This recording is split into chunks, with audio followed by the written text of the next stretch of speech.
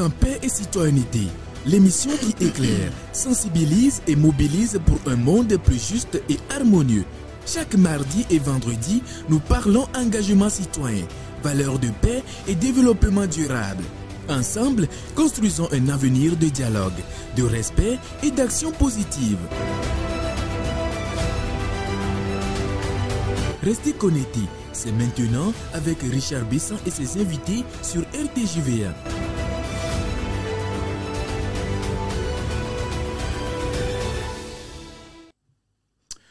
La paix, la citoyenneté, c'est mon affaire et c'est votre affaire. Je dirais, c'est notre affaire. Et donc, soyez les bienvenus, chers téléspectateurs, dans notre rendez-vous incontournable dans Paix et Citoyenneté. Cette émission, pendant laquelle nous discutons des thématiques assez cruciales, notamment la sensibilisation à la culture de la paix, la valorisation des acteurs de la paix. Nous parlons de la lutte contre les conflits et la désinformation.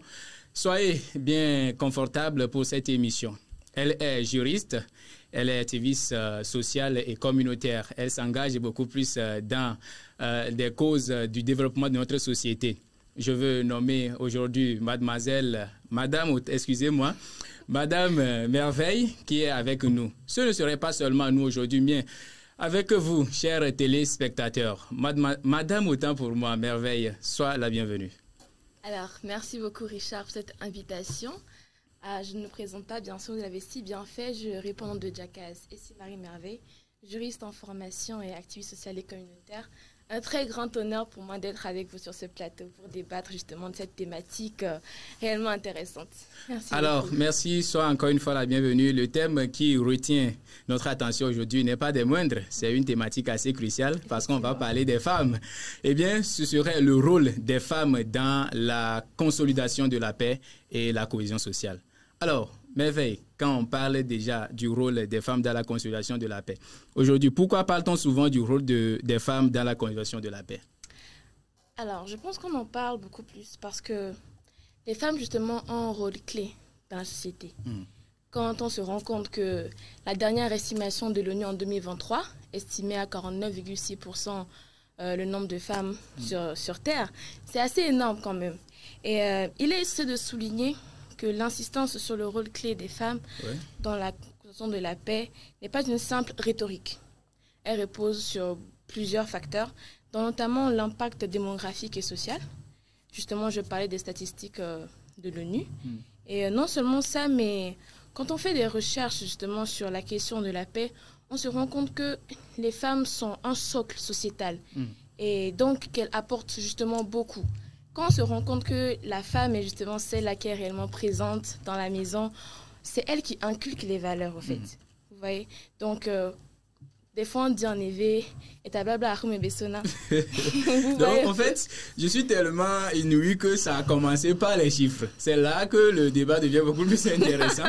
Parce qu'on a commencé avec les chiffres, c'est-à-dire, est-ce que tu peux rappeler les chiffres? On dit, c'est-à-dire, c'est 51,9, c'est ça? 49,6%. De la population mondiale. Ça veut dire que... des femmes. Bon, les femmes environ, c'est la moitié de la population mondiale. Ok, donc maintenant les hommes sont beaucoup plus... c'est-à-dire on est nombreux plus que les femmes, c'est ça? C'était en 2023. C'est le dernier chiffre qu'on a insté en 2023. Donc aujourd'hui, on peut comprendre que nous les hommes, on sont en avant. Numériquement. Numériquement. Mais ces personnes-là se sont basées sur certaines valeurs avant de nous parler de... Voilà, de nous donner ces chiffres-là. En quelque sorte, ils auraient nous volé d'1,4%. J'en doute. Alors, c'est bien pour cette... précision parce que c'est très important. Alors je vais très rapidement te poser en quoi les femmes ont-elles une appropriée, c'est-à-dire une approche différente dans la gestion des conflits et la médiation aujourd'hui? Je pense que les femmes, bon, je vais parler pour moi, en fait, quand tu veux évoluer, il faut évoluer aussi pour toi, mais aussi pour les autres. D'accord. Alors, les femmes, dans les processus de médiation, Oui. elles mettent en avant, par exemple, quand on est dans un contexte de guerre, les hommes, c'est plutôt stratégie, qu'est-ce que je peux faire pour justement gagner ceci, gagner cela. Mais les femmes, c'est mettre en avant l'humanitaire, c'est mettre en avant l'humain. quand on est dans une situation de guerre, la femme va surtout se demander que puis-je faire dans l'intérêt de ma population? Il faut que la population ait accès à l'eau, accès à l'éducation, au strict nécessaire, au fait. Vous voyez? Mais souvent... Autrement dit, excusez-moi, je ne coupe pas la parole, c'est pour dire que nous, les hommes, nous sommes beaucoup plus dans l'intérêt des choses.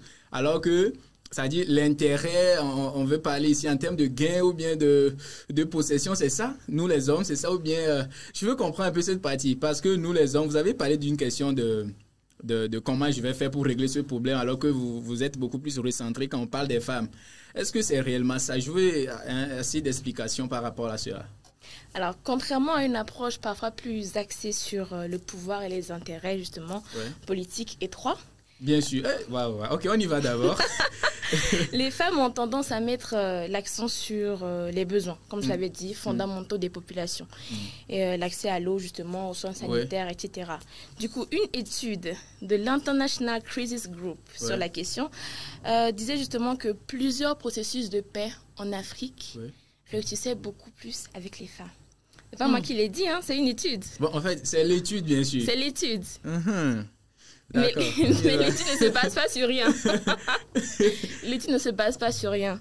Donc, voilà. Ça dit, ils ont vu des faits. Ils ont vu des faits. Des réalités sur le terrain. Effectivement. Ce qui les a poussés donc à donner ces chiffres-là que nous voyons aujourd'hui. Voilà. Maintenant, non seulement ça, mais les femmes ont une approche collaborative et inclusive. Ok. Vous voyez un peu? C'est-à-dire que... Si vous parlez d'approche collaborative et inclusive, autrement dit, nous les hommes, souvent, quand on veut faire les choses, on écarte des gens, c'est ça? Ça dit que nous les hommes, quand on veut mener certaines approches, ça dit qu'on élimine certaines personnes, ça dit catégorie de personnes, alors que les femmes, pendant qu'elles mènent leur approche, favorisent l'inclusion, ça dit favorisent l'inclusion des hommes, les jeunes, les enfants, les adolescents. C'est ce que vous voulez expliquer, c'est ça? Ou bien c'est une autre approche? Je veux juste comprendre, parce que la thématique, je rappelle que c'est très crucial aujourd'hui. Ok. Je comprends. Et j'aimerais dire qu'il y a une analyse de l'ONU, justement, qui portait sur les initiatives de paix qui ont été mises en œuvre jusqu'à présent.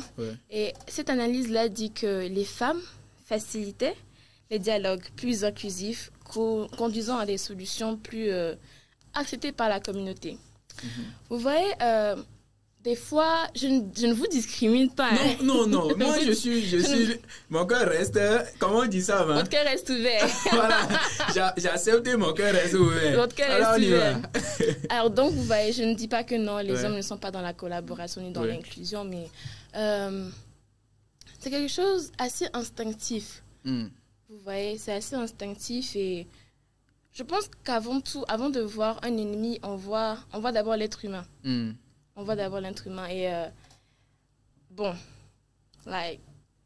quand on a en face de soi quelqu'un de plus vulnérable, voilà, l'instinct premier quand même de la femme, c'est d'aider. Je ne dis pas que vous ne voulez pas aider. Hein. Oh non, je comprends, j'en viens toujours. Vous en viendrez toujours. Donc c'est d'aider au fait. Et c'est là que justement qu'on parle de cette approche collaborative et inclusive là. La femme, elle est dans toutes les filières, elle est dans tous les domaines de la société. Qu'on parle de la ministre, ou alors qu'on aille de la présidente. À la femme au foyer, la femme est toujours présente, toujours plus proche de la population, etc. De son environnement. Exactement. Et tout ça. Donc sûrement qu'en se basant sur ça, on peut se rendre compte qu'elle connaît les réalités de la population et donc elle sait les pas qu'elle doit faire, et c'est les mouvements qu'elle doit faire pour justement intégrer tout le monde, mettre tout le monde à l'aise. Donc, alors, là, j'avais dit que j'accepte et mon cœur reste ouvert. Mais on va aller, ça me pousse évidemment à te poser cette question. En quoi, donc, ou bien quelles sont les valeurs féminines qui favorisent la paix et la stabilité sociale? Tout court. Tout court. D'accord. La question des valeurs féminines, je dirais... est délicate. Ah bon? Oui. Là, il y a le thème délicate qui est en place. On a dit que c'est... Ok, on rentre dans le sujet. Oui. Elle nécessite une approche nuancée pour éviter les stéréotypes. D'accord? Et maintenant, qu'est-ce qui peut valablement contribuer à la paix et justement à cette stabilité sociale-là qu'on recherche? C'est l'empathie et la compassion. L'empathie. Et la compassion. Bon, voilà. Ça... Bon, vous étiez en train de dire que ce n'est pas pour discriminer les hommes, mais si vous touchez un thème empathie et Compassion. Compassion. Ça dit que les hommes aussi le font. Mais les femmes sont plus en avant en matière de compassion, c'est ça? Et ça dit de compassion, ça dit que les femmes sont plus en avant. Ça dit les hommes méprisent, ou bien c'est un peu ça? Ah, les hommes méprisent, là, faut pas dire ce que je n'ai pas dit. Parce que des études en psychologie ont justement montré que les femmes ont tendance à exprimer des niveaux d'empathie plus élevés. Voilà. Est-ce que ce n'est pas, je vais passer, ce n'est pas plutôt lié quand on prend les femmes qui, qui sont je vais parler du côté de génitrices qui mettent les enfants. Ce n'est pas quelquefois cet amour-là qui est porté. N'allons pas dans les stéréotypes. Ce n'est pas quelquefois cet amour-là qui est porté aux enfants depuis leur bas âge et tout ça là, jusqu'à ce que ces enfants, nous ne grandissons, voilà, si je vais les dire comme ça. Ce n'est pas ça, ou bien plutôt après le travail qui est fait de façon maternelle, depuis le maternel jusqu'à l'âge adulte, les femmes ont beaucoup plus une occupation sur la protection, l'empathie, la compassion et tout ça là.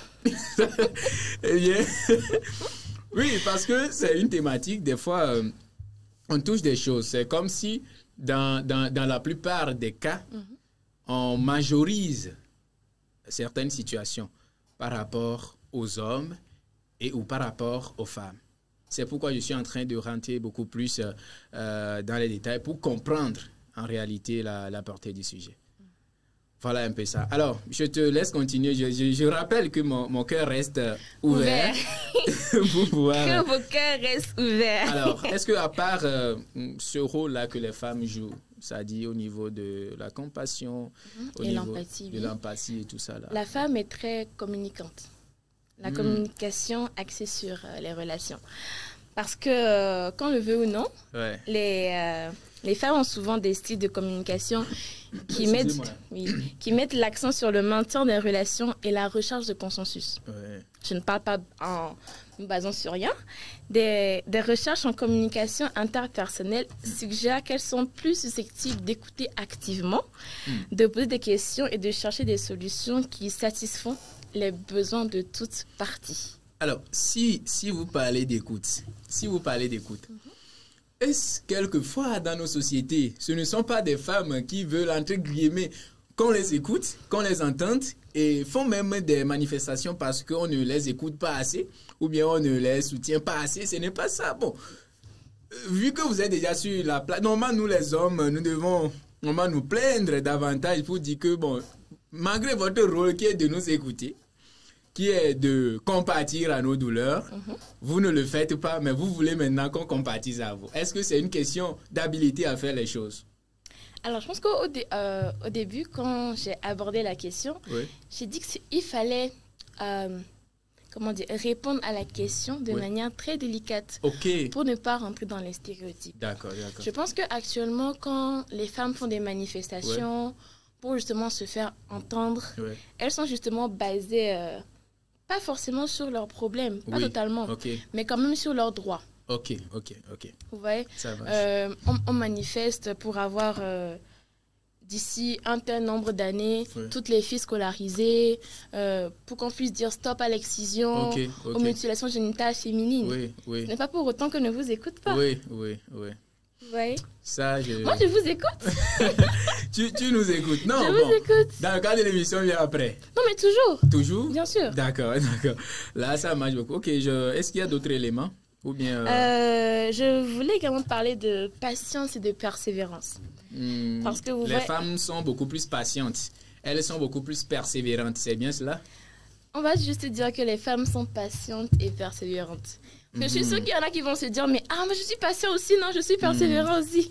Voilà, donc la consolidation de la paix est un processus de longue haleine. Jusqu'à présent, il y a des conflits qui sont là depuis des années. On n'a pas forcément trouvé la solution à ça. Et qui justement exigent patience et persévérance. Donc ça dit exige patience et persévérance du côté des femmes, c'est ça? Du côté de chacun. Donc les hommes aussi doivent être patients. Et persévérants. Mais on dit souvent que les femmes sont souvent habituées à des situations complexes et à long terme au sein de leur famille et essentiellement dans leur communauté. Ouais. Donc, en se basant sur ça, elles apportent des qualités essentielles aux efforts et à la concrétisation de la paix. Voilà. D'accord, d'accord. Merci beaucoup, Merveille, pour ces questions, ces éclaircissements. J'avoue que tu rentres bien dans les détails pour nous aider à comprendre. Peut-être que moi ou bien les téléspectateurs ont certaines mentalités. Donc, c'est le lieu.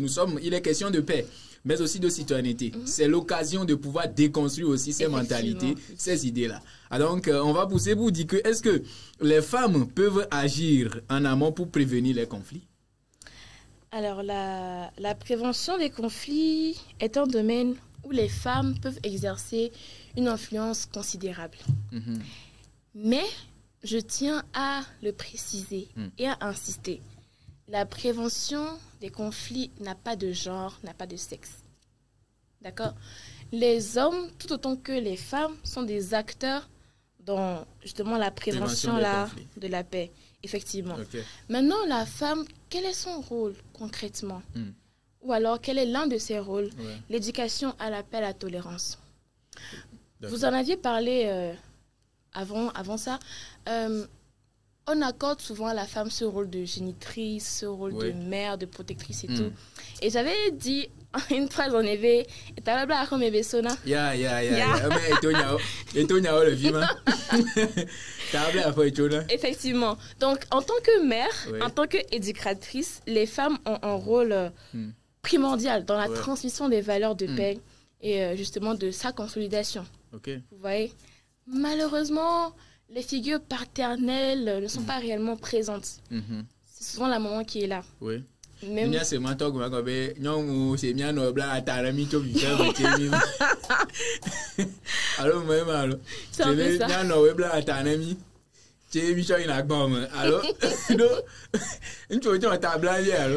oui.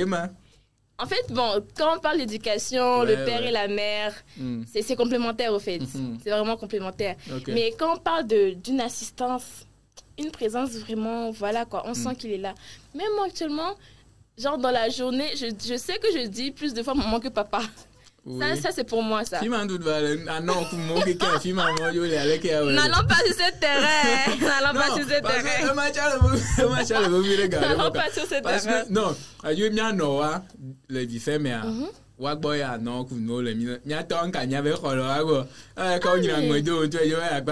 donc je peux dire que c'est aussi ça.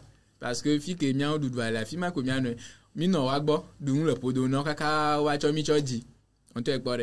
voilà, donc c'est aussi ça. Par exemple, l'inclusion de la langue que je suis en train de faire, c'est grâce à très facilement à nos mamans, n'est-ce pas? Ou bien, bon, si je ne dis pas à nos mamans, celles-là ou bien ceux-là qui nous ont éduqués d'une manière ou d'une autre. 90% de ces efforts proviennent d'elles, n'est-ce pas? Vous voyez que la femme est un socle. Mais on en vient surtout sur les questions de paix, parce que c'est très important. C'est très important. Si la femme éventuellement est celle-là qui éduque filles comme garçons, autrement dit, si les hommes ne retrouvent pas aujourd'hui leur puissance en termes de paix, ça dit que qu'est-ce que je dis? Ça dit que si les hommes aujourd'hui ne sont pas placés, ou bien placés aujourd'hui pour pouvoir remédier aux questions de paix et tout ça, ça va partir aussi de là. Et si les femmes sont éventuellement bien éduquées à le faire, c'est que peut-être l'éducation est plus accordée aux femmes dès leur enfance qu'aux hommes. C'est-à-dire qu'il y a une rigueur au niveau des femmes dès leur enfance pour mieux les éduquer qu'aux hommes. C'est comme s'il y a les hommes peut-être depuis leur enfance qui... leur rôle de les éduquer peut-être à la citoyenneté, à la paix, est moins que les femmes. On en vient, bien évidemment. Et c'est justement un problème qu'on relève un peu trop. Parce que vous voyez, quand une fille est née, on lui dit, forcément, elle sera mère. Oui. On se dit qu'elle sera mère, qu'elle sera appelée par après à inculquer des valeurs. Mais ce n'est pas forcément le cas. Ouais. Et vous voyez que des parents sont vraiment à cran sur l'éducation de leur fille. Le garçon peut sortir, rentrer à n'importe quelle heure, mais la fille, à telle heure, il faut qu'elle soit là, il faut qu'elle fasse sa cuisine et tout, et tout, et tout. Ouais. Une fille, elle dit quoi? Aujourd'hui, à sourire. C'est-à-dire que nous, on l'éduquer d'une manière rigoureuse. naturellement, les femmes ont une certaine habilité à faire certaines choses. Nous, on les apprend. On prend les femmes, c'est-à-dire une fille et un garçon, on les éduque par rapport peut-être à la cuisine. On voit que naturellement, la femme a une habilité à maîtriser le processus que l'homme. Je ne sais pas si quelquefois tu as fait l'analyse là. Sur quelle étude on se base pour dire que naturellement, la femme apprend... Oui, en fait, je ne sais pas, c'est dans votre sang ou bien dans votre génétique, dans votre ADN. Facilement. Si je m'en les intéresse, vous pouvez me mettre ça dans les commentaires ou bien nous envoyer ça en direct. C'est-à-dire, est-ce que les femmes n'ont pas une habilité à faire certaines choses plus facilement? Eh bien, Merveille est là. Elle peut en témoigner déjà. Je pense que c'est un stéréotype de genre très grave. Bon? Oui. Bon, c'est vrai qu'on nous apprend à faire la cuisine, etc. Oui. Mais dire que c'est dans le sang, c'est dans la génétique, je ne suis pas réellement sûre. On apprend en fait. Pour ceux qui se rappelleront de leur cours de philo de terminale, on a fait nature. Ça, c'est philosophie, tu dis, non? Oui. Ok, d'accord. On y va. Parce que, vous voyez, l'être humain, il naît, il grandit, et justement, il s'accommode à son environnement, en fait. Ouais. Vous voyez? Donc, si on a une fille et un garçon, et qu'on apprend aux deux à faire la cuisine ensemble, c'est pas évident à 100% que la jeune fille apprendra à faire la sauce de noix de pain plus rapidement que le garçon. La preuve, il y a des chefs cuisiniers, des hommes qui sont chefs cuisiniers. Bon, d'accord. Bon, si on prend ça sur cet angle-là seulement, pourquoi quelquefois on dit que ce travail-là est plus compliqué pour les femmes, mais il va falloir qu'on puisse confier ça, déléguer ça aux hommes. Ou carrément, on dit au champ, je donne des exemples peut-être très bizarres, on dit, les hommes, vous allez faire 2 carrés. Les femmes, vous faites demi-carré. Pourquoi? Parce qu'on considère que quelquefois, sur le plan physique, ou bien de dévouement physique, il y a l'homme qui est considéré comme étant cette personne qui a la puissance, bien la force supplémentaire pour pouvoir le faire. Je ne sais pas si vous voyez un peu. Je vois. C'est pratiquement dans plusieurs clans. C'est pourquoi je suis en train de poser la question si naturellement les femmes, si nous prenons le côté de la cuisine par exemple, je ne suis pas en train d'approuver cela, mais si on prend la cuisine, par exemple, on dit que les femmes ont une certaine habileté à faire certaines choses, quoi. Mais nous les hommes, peut-être là où on va embellir, on détruit peut-être, parce qu'on n'a pas habilité à le faire. Mais si on apprend, bien sûr, on va le faire. Yes. N'est-ce pas? Voilà, c'est ce à quoi je suis en train de... Tout repose sur l'éducation, en fait. Ok, d'accord. Je me dis que si on prend une jeune femme et un jeune homme, et que, bon, pour ce qui est de l'agriculture, on dit à mademoiselle, vas-y, fais 2 carrés. Au garçon aussi, fais 2 carrés. Je ne vois pas ce qui empêcherait la femme, à moins qu'il y ait une raison particulière, à le faire. C'est de la discrimination positive, un peu. Mais quand même... Quand on prend ce genre d'exemple-là pour statuer sur tout, on rentre vraiment dans les stéréotypes, on rentre vraiment dans la discrimination un peu de la femme. Du moins, ça dit que le fait de pouvoir lui confier moins de tâches ça dit considérer dû quelquefois est rentré dans les stéréotypes, c'est ce que vous êtes en train de dire? Je pense qu'il faut donner la chance à tout le monde de se prouver. Ok. Ouais, je ne sais pas si, entre-temps, il y avait eu une dame, on lui a dit, faites 2 carrés, elle a fait demi-carré, et puis c'est devenu un slogan bien, une référence, on dit qu'il faut qu'elle fasse moins. Même dans le sport, on le voit, hein. Mais tu n'as pas, en fait... Même dans le sport, on le voit quand même. C'est une réalité. C'est une réalité que nous avons peur, peut-être la société a peur de toucher clairement. Yes. Il y a des analyses claires. En fait, il y a... Bon, même dans le sport, on dit qu'il y a certains types de sports qui ne sont pas conseillés aux femmes. Exemple. Bon, je ne vais pas rentrer dans les détails. Il y a certains types de sports, bien sûr, qui ne sont pas conseillés aux femmes. Ou bien certains types de poids que les femmes ne doivent pas transporter. Quand on veut parler des bagages, bien transporter des bagages lourds, assez, tout ça là. Parce qu'on se dit que, en fait, la force masculine, c'est une force qualifiée et dotée. Donc, on permet à l'homme, à cet effet, de pouvoir l'exercer pleinement. Et si éventuellement on dit que les hommes doivent faire ceci, les femmes aussi doivent faire ceci, c'est parce qu'il y a eu des analyses. Tu vois un peu? Des analyses qui ont montré qu'en réalité, les hommes ont habilité à faire ceci. Parce qu'ils ont étudié ça. Peut-être que dans les recherches beaucoup plus poussées, vous allez retrouver ça. N'est-ce pas? Donc, je ne vais pas rentrer en profondeur. Ça me pousse pleinement à te poser déjà la question sur les défis. Parce que j'en ai déjà touché certains. Les défis ou bien... oui, voilà. Les défis que vous rencontrez dans votre engagement de paix et de citoyenneté. Les défis, je pense que c'est souvent la désinformation et les conceptions erronées qu'ont les personnes sur ces notions-là. Vous voyez, on va se dire, ah, il m'a fait ça, je dois le rendre au fait. Mais c'est pas forcément ça. Ça n'engendre pas la paix. Vous voyez un peu. Donc, quand on veut lutter pour la paix, on se heurte très souvent à des conceptions erronées.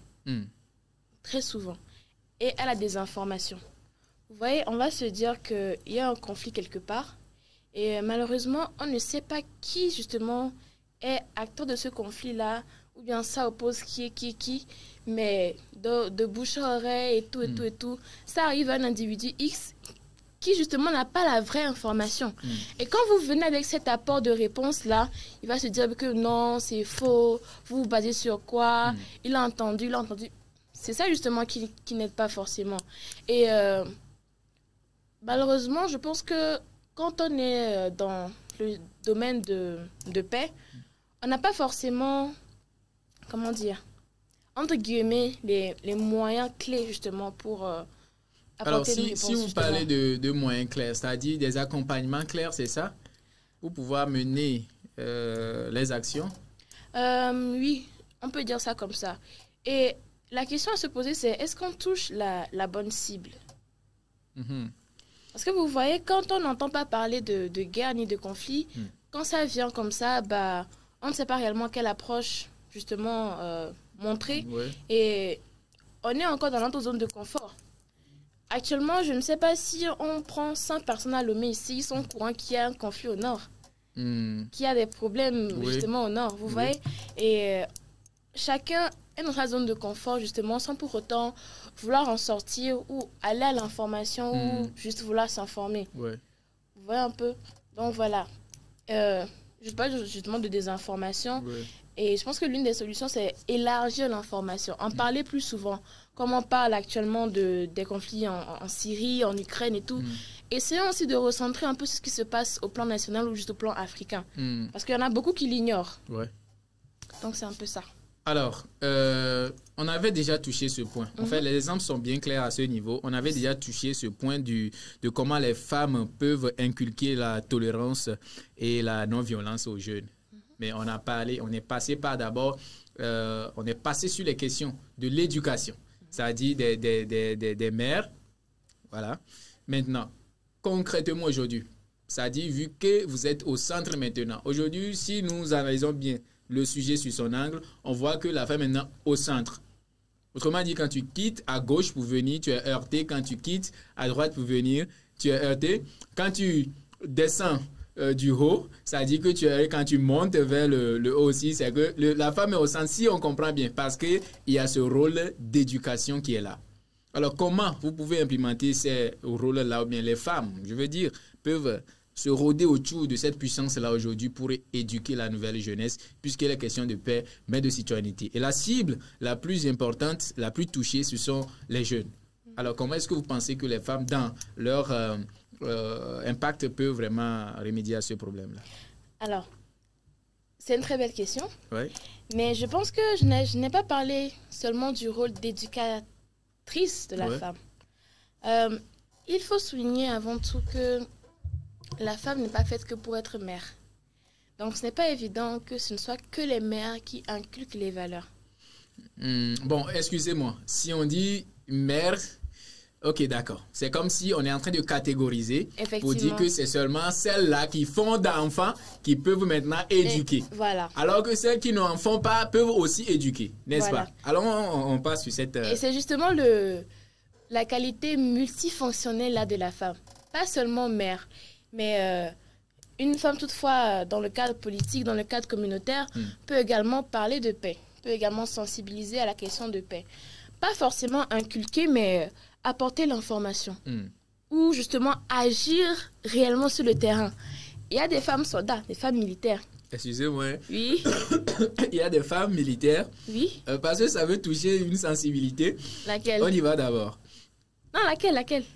Oui, en fait, j'étais en train de parler du fait que naturellement, il y a certains rôles qui sont confiés en majorité aux hommes que des femmes. Quand tu touches le secteur, surtout de l'armée, ça suscite vraiment une problématique. N'est-ce pas? Oui, je l'avais dit et je l'avais redit. C'est une question délicate. Ok. Vous voyez, le fait de se dire que la femme ne peut faire que ça et l'homme ne peut faire que ceci, c'est un peu une sorte de violence basée sur le genre, au fait. Vous voyez, j'avais dit qu'il faut laisser à tout le monde la chance de se prouver. Et donc, si la chance de se prouver, en fait, c'est pour que... Il faut qu'on comprenne, puisque d'aucuns seront en train de poser cette même question. Si on dit laisser la chance de se prouver, bon, si on ne sait pas bien choisir les domaines, c'est comme si on est en train de dire qu'aujourd'hui, pour engrosser, excusez-moi le terme, mais pour engrosser, il faut que la nouvelle société définisse les règles pour pouvoir permettre aux femmes maintenant de pouvoir engrosser.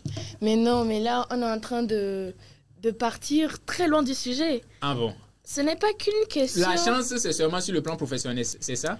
Pas seulement sur le plan professionnel, mais vous êtes en train d'aller sur la question, des sexes. Ah, d'accord, alors que ce n'est pas ça. Ce n'est pas ça. D'accord. Comme par exemple, les femmes revendiquent leurs droits, on ne demande pas à devenir des hommes. Ah bon? Non. D'accord. Mais on veut des chances, les chances égales. Si vous parlez de chance, c'est un autre souci. D'accord, mais s'il vous plaît, laissez-moi finir. D'accord. On va débattre ensemble. Parce que il y a des catégories de boulot, on dit c'est pour les femmes, c'est pour les hommes. Mais on rencontre quand même des exceptions. Oui. Et c'est ce qu'on veut encourager. C'est ce qui doit être encouragé. Oui, voilà, pour dire que s'il y a ces exceptions pour les unes, c'est que ça peut exister pour les autres également. Voilà, on retrouve des femmes pilotes. Justement, la première femme pilote du Togo. J'espère qu'elle me regarde. Je suis très fan d'elle. Ah bon? Oui. D'accord, notre madame Merveille Marie Merveille est bien fan de vous. Donc voilà, on y va. Et on rencontre les femmes dans plusieurs autres domaines également. Il y a 70 ans en arrière, dans certains pays, les femmes n'ont pas le droit de vote ni de travailler. Mais ça évolue. Ouais. Mais il y a quand même des manquements qui sont là. Ouais.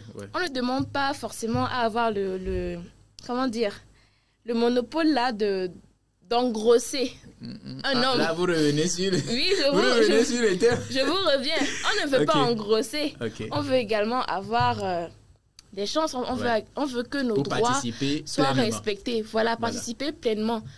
Pas que ce soit une façade pour qu'on dise que, parce que dans cette entreprise actuellement, on se dit juste que tant que j'ai une femme, ça devrait aller, non. Et puis quand on fait face à ça sur le terrain, il y a des questions du genre, êtes-vous marié? Avez-vous des enfants? Voulez-vous en avoir? Je ne suis pas sûre qu'on demande aux hommes si...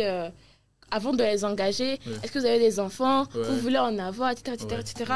Vous voyez? Donc, ce sont réellement des violences basées sur le genre. Vous voyez, il y a des femmes... Voilà, il y a des femmes soldats, il y a des femmes militaires. Même si elles sont en nombre insuffisant, ou alors si on ne connaît pas réellement leur nombre, elles sont quand même là. Il y a des femmes présidentes. La dernière fois en Namibie, ils ont élu une femme au pouvoir. Et c'est vraiment encourageant, c'est vraiment inspirant. Vous voyez, donc, il ne faut pas forcément catégoriser, dire que non, voilà, secrétaire, c'est pour les femmes. Voilà, quoi. Il faut essayer to blend it, you know. Yeah. Ah, ok. Yeah. I know. Ça dit que mieux faut que tu vas au anglais il français mais une tu es un caglole. Mia cho le couple anglais vire cho chaka bune quoi là. Mon chance c'est professeur d'anglais nya. Mais un bon dire. Donc le couple est romain. Moi, je vais voir si vous avez la jovie. Let's go, Glonalo. Let's go. Ok, d'accord. Merci beaucoup. Alors, selon vous, quelles peuvent être les représentations? Comment favoriser aux yeux les représentations des femmes dans les structures de gouvernance et les organisations de paix?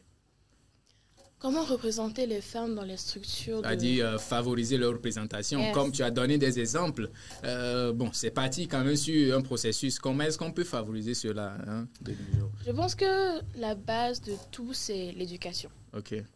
La base de tout, c'est l'éducation. Oui. Et quand on se rend compte qu'il y a des jeunes filles qui sont limitées, oui, c'est triste et ça fait presque peur. Vous voyez, on se demande pourquoi il n'y a pas tant de femmes dans tel domaine, tant de femmes dans tel domaine. C'est parce que justement, il y a eu des personnes sur leur chemin qui les ont bloquées, qui les ont limitées. C'est-à-dire que voilà, on va se dire que une jeune fille veut devenir pilote, veut devenir capitaine de bateau. On va dire que c'est trop long comme étude, tu veux faire quoi avec? Et malheureusement, il y a ces femmes-là qui n'ont pas eu les mêmes chances, qui vont se dire que des trucs de ce genre. Et ça bloque un peu. Ou les décourager. Ça décourage justement. À avancer. Ça décourage. Mais quand c'est un garçon, on encourage vivement. Oh, voilà, il faut aller, hein, il faut aller. Et c'est là encore que viennent un peu les VBG. Parce qu'on se dit que c'est l'homme qui doit prendre soin de la famille, de la femme et des enfants. Alors que la femme aussi pouvait le faire. Alors que c'est un travail à deux.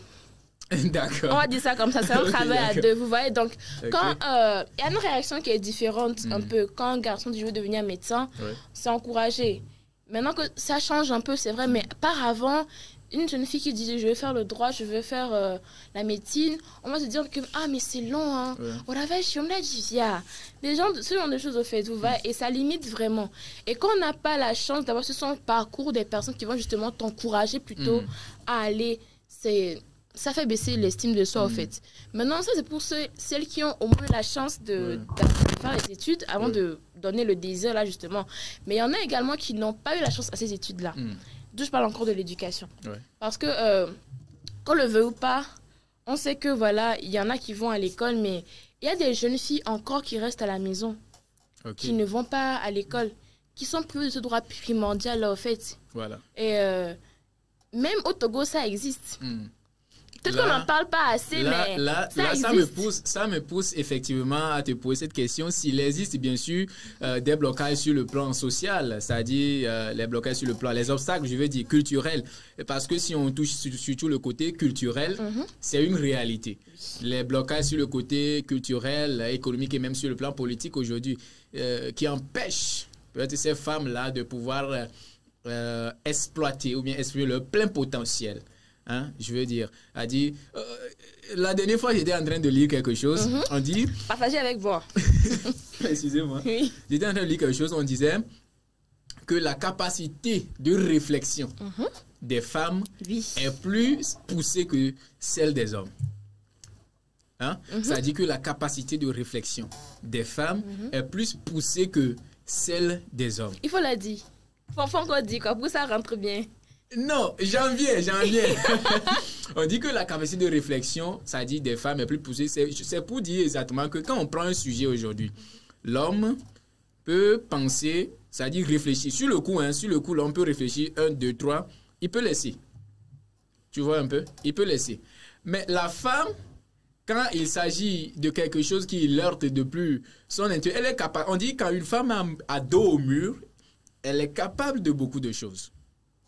Vous voyez un peu? Donc, si on va se baser sur ça, et que si vous êtes aujourd'hui aussi au centre, là, il va falloir qu'on mette au point les initiatives nécessaires pour pouvoir vous permettre de nous aider ensemble dans cette quête de préservation de paix ou bien de culture de paix.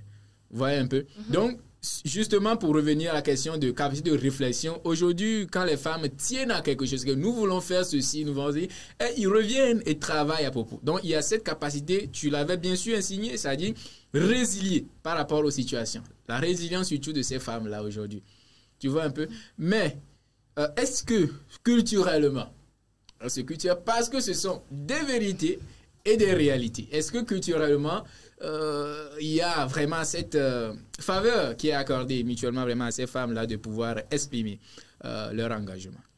Et sinon, quels en sont les autres, parce qu'on a déjà mentionné quelques-uns de ces défis-là, surtout sur le plan économique. Mais nous allons évoluer beaucoup sur le plan, c'est-à-dire le processus culturel, voilà, j'en dirais. D'accord. C'est complexe, hein?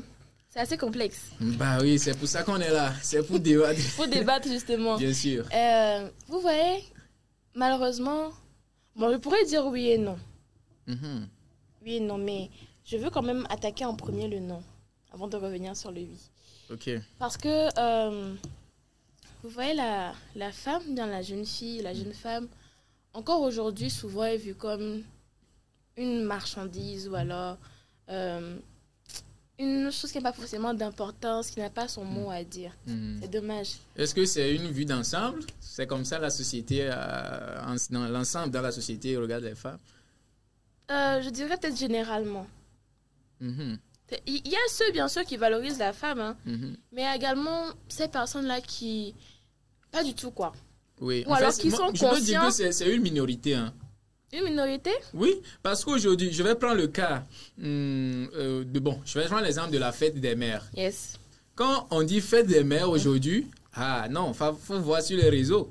Ça dit, ça bourdonne, ça mouvemente. Ça bourdonne pour combien de temps? Hein? Mais c'est une occasion, c'est une reconnaissance. Et même si vous posez la question aux plus grands hommes, même je vais prendre les hommes surtout, qui sont arrivés à un certain niveau donné, quand vous leur posez la question par rapport à cette relation intime qu'ils ont avec leur mère, tous disent que vraiment, ma maman m'a fait ceci, elle m'a fait ceci, elle m'a fait ceci.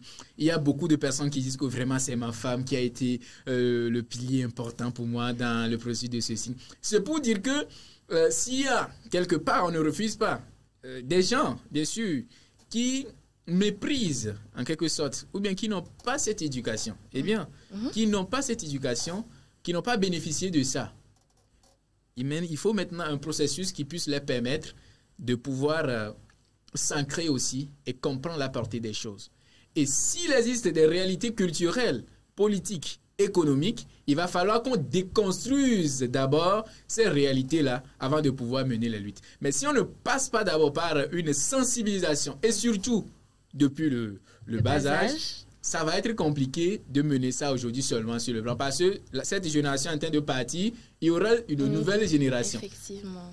Mais le travail normal qui doit se faire aujourd'hui, c'est de mener des luttes afin que ces générations futures, d'aujourd'hui bien sûr dans l'élan, le processus et futur, soient éduquées et comprendre la portée du sujet de la femme. Effectivement. Et j'aime vraiment votre point de vue sur la question.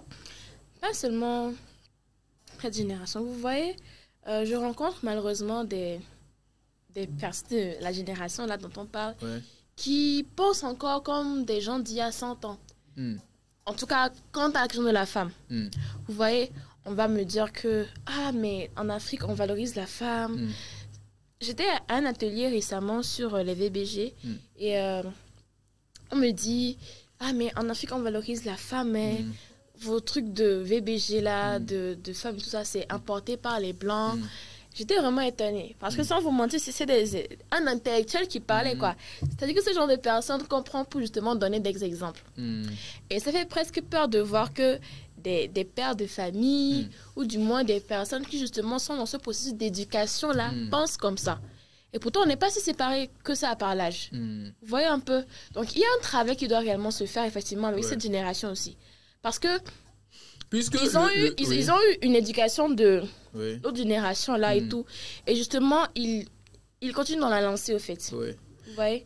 Justement, il faut ici aussi faire le travail, mais également avec la génération qui vient, commencer un travail chrétien au fait, pour essayer d'éradiquer. Oui, merci beaucoup. En fait, sur le processus, sur la question, il y a en fait, pour cette question de pouvoir donner cette chance aux femmes de pouvoir exprimer leur plein potentiel et tout, et de participer pleinement à la construction de nos sociétés et tout ça là. En fait, il y a deux catégories aussi. Lesquelles? Il y a des femmes qui méprisent, c'est-à-dire qui ne comprennent pas le terme féministe.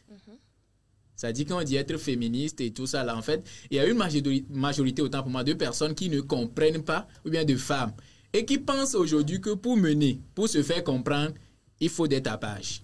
Pour se faire comprendre, il faut se victimiser. Alors qu'aujourd'hui, ce n'est pas une question de victimisation. Si nous, les hommes, nous faisons 80% de nos efforts sont concentrés à la femme, hein, je m'explique. Aujourd'hui, quand un homme évolue dans sa société, 80% de ses efforts, c'est concentré beaucoup plus. On veut parler d'une question de femme, en fait. Si des relations se brisent aujourd'hui, beaucoup plus de relations, c'est ce lien-là, quoi, de femmes aujourd'hui dans notre société. Tu vois un peu? Alors, si ces femmes-là qui considèrent aujourd'hui ça là comme une lutte, une revendication assez poussée et ne mettent pas vraiment le processus en place, ça va être un peu compliqué. C'est de ces femmes-là nous sommes en train de parler. Les femmes qui ne comprennent pas le terme féminisme. Féminisme qui passe à côté parce que, bon, ils n'ont pas encore une certaine mentalité déconstruite par rapport à cela parce qu'il y a beaucoup de choses sur le plan, comme on l'avait dit, sur le plan culturel, sur le plan économique et sur le plan politique qui doivent être déconstruites d'abord. Et si nous sommes à votre portée, on dit que alors le bébé vit il y a une tournine quoi ça dit si vous voulez que bébé vit ne mini chovi femme kaka va do afire bébé vit mini quoi ça dit que la femme même elle a tellement de force qu'elle méconnaît, ça dit la femme a une puissance qu'elle méconnaît. Aujourd'hui, je sais pas. C'est bien, évidemment, cela, par rapport, c'est pourquoi je suis en train de catégoriser les clans, pour dire qu'aujourd'hui, même sur la question de revenir à ça, il y a des clans. Il y a ceux qui comprennent mal le sujet, oui, de pouvoir donner la place aux femmes ou bien de la chance aux femmes.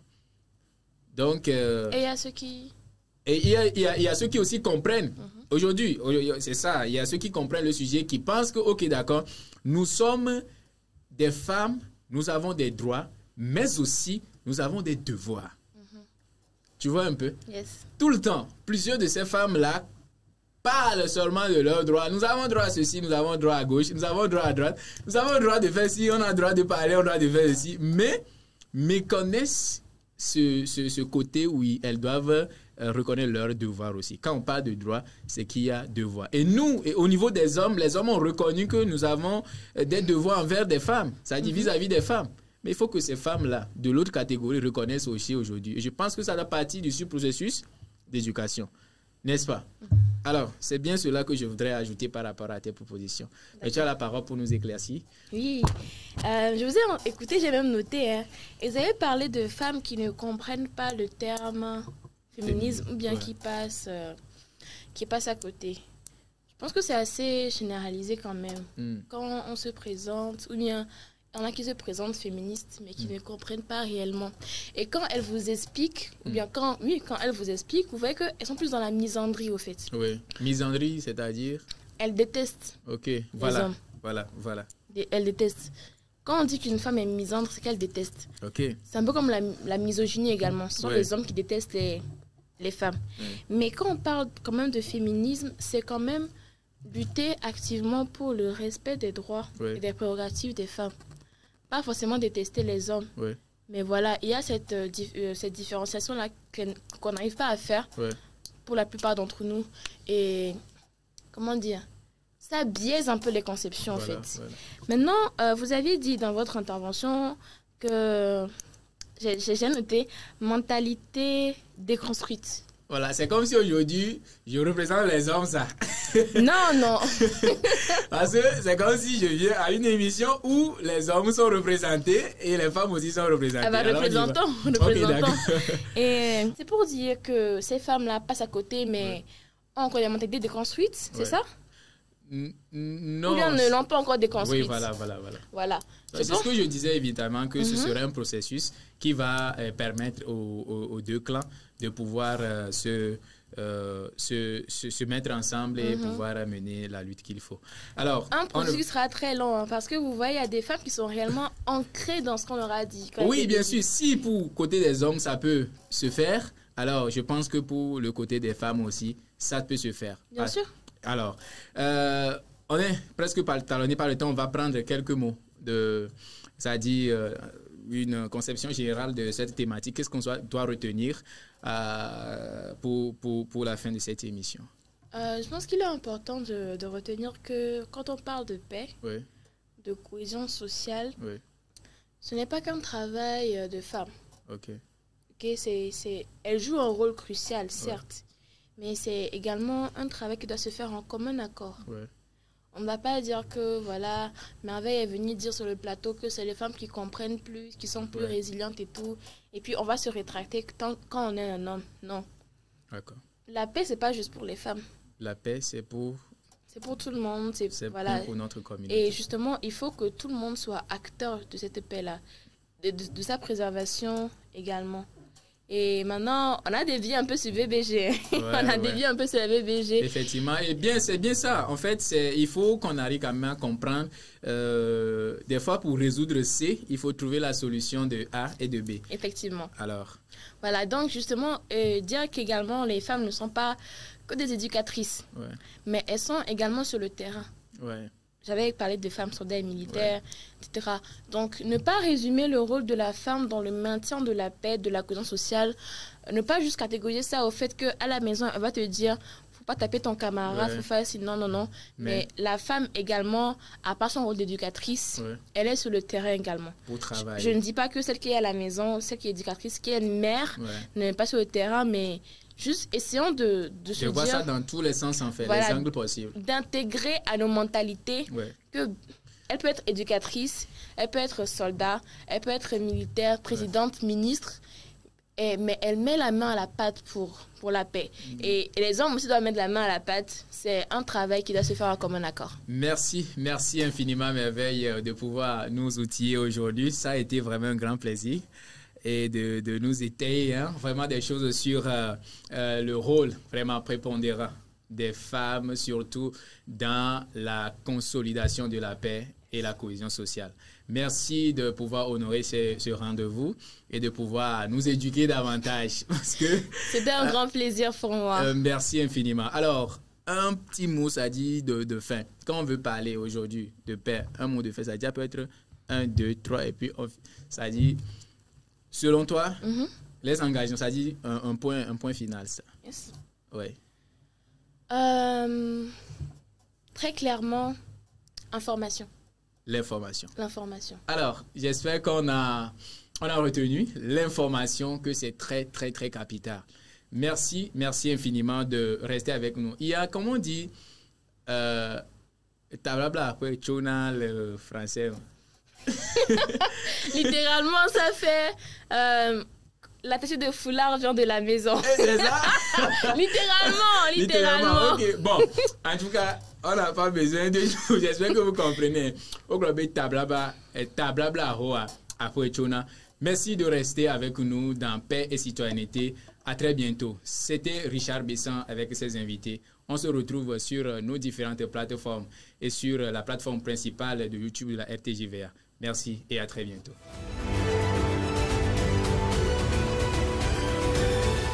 C'était Paix et Citoyenneté sur RTJVA. Rappelez-vous, la paix commence par vous. Engagez-vous, sensibilisez autour de vous et faites la différence. On se retrouve la prochaine fois pour un nouvel épisode.